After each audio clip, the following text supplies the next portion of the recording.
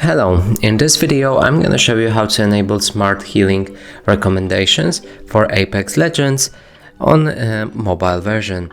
So in order to do that, we'll need to press on our settings button. From here, move to the gameplay and click on the items.